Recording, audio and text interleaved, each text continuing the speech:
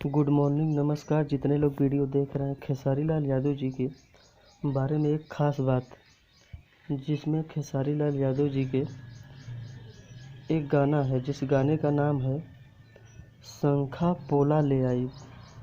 जैसे कि आप स्क्रीन पर देख रहे हैं, जिस गाने का नाम है शंखा पोला ले आई, जिसे टिप्स भोजपुरी पर रिलीज़ किया गया है। और इस गीत को लिखे हैं कुंदन प्रीत जी और संगीत दिए हैं लार्ड जी, जिसे टिप्स भोजपुरी पे सुबह रिलीज़ किया गया है।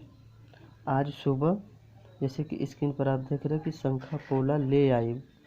खेसारी लाल यादव कितने बेहतरीन स्क्रीन में दिख रहे हैं। तो ज़्यादा से ज़्यादा इस वीडियो को शेयर कीजिए, लाइक कीजिए, कमेंट कीजिए। और यह टिप्स भोजपुरी पर रिलीज़ हो चुका है, तो मेरे कितने भाई सुन चुके हैं कमेंट करें, और जितने लोग नहीं सुने हैं तो ज़्यादा से ज़्यादा आशीर्वाद प्यार दीजिए इस गाने को, और ज़्यादा से ज़्यादा शेयर कीजिए, और मेरे इस वीडियो को ज़्यादा से ज़्यादा शेयर कीजिए।